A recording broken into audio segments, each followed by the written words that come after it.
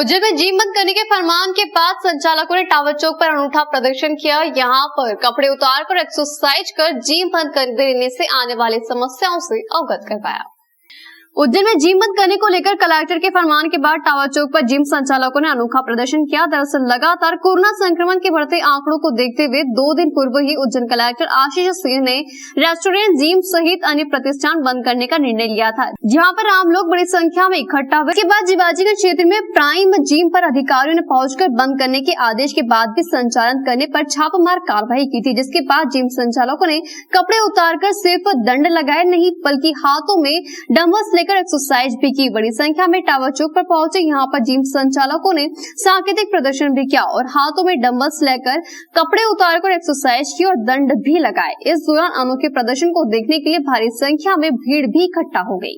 Gym संचालक ने बताया कि उज्जैन में 50 से अधिक जिम है। इन सभी जिम में करीब 250 लोगों का पेट पलता है। अगर इस हिसाब से मध्य प्रदेश में 52 जिलों की बात करें तो प्रत्यक्ष अप्रत्यक्ष रूप से 50,000 लोगों की रोजी रोटी में दिक्कत हो जाएगी। वहीं एक्सरसाइज करने से इम्यूनिटी पावर भी बढ़ता है। वहीं मोदी जी भी कह रहे हैं कि इस वक्त व्यायाम करना चाहिए और इसमें भेदभाव क्यों किया जा रहा है।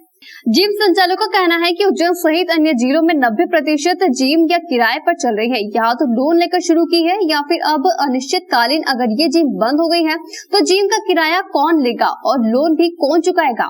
क्या प्रदेश सरकार लोन माफ करेगी या फिर किराया सरकार भरेगी।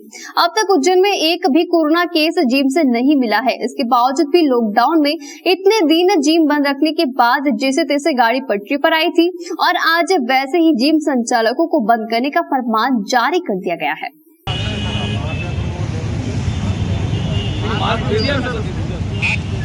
हम आदरणीय मुख्यमंत्री जी हमारे प्रदेश के उनसे निवेदन करना चाहते हैं कि उज्जैन जिले में करीब 100 जिम हैं और ऐसे ही हर जिले में संख्या है जिमों की, जो कि अधिकतर मध्यम वर्गीय परिवार के बच्चों ने कर्ज लेकर बैंक से या अपने सोर्सेज से लेकर डाले हुए हैं।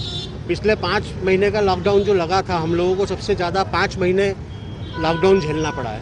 हमारा कामकाज बंद था, किराया, मेंटेनेंस, लाइट का बिल सब लोग हम जेब से भुगत चुके हैं। अब हमारी आर्थिक स्थिति किसी की भी ऐसी नहीं है, हम बैंक की किस्त नहीं भर पा रहे हैं। प्रदेश में सभी जगह, मेरे हिसाब से देश में सभी जगह यही हालत जिमों की है। रोजगार सरकार हमें कोई दे नहीं पा रही है, तो जो हम कर रहे हैं उसमें आप नियम बनाएं।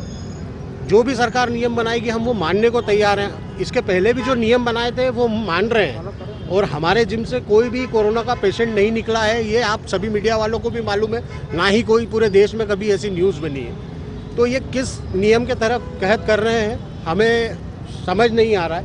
और से विरोध कर रहे हैं आज आपने। हम लोग शांतिपूर्ण तरीके से, हमें व्यायाम करना आता था तो हम व्यायाम करके विरोध दर्ज करा रहे हैं। ये तो सभी को पता है कि जिम करने से और बिना जिम करने वाले की इम्यूनिटी में ज़मीन आसमान का अंतर है। और जिनकी इम्यूनिटी स्ट्रॉन्ग है, और इस पूरे कोविड काल में हमने देखा है जिनकी इम्यूनिटी स्ट्रॉन्ग है उनके सर्वाइवल के चांसेस बहुत ज़्यादा है। ठीक है, अब जिम को बंद करना ये तो बहुत समझ से परे है कि इन्होंने ऐसा निर्णय क्यों लिया, जबकि इस बात के तथ्य कहीं से भी नहीं निकले हैं कि जिम से कोरोना फैल सकता है या फैल रहा है।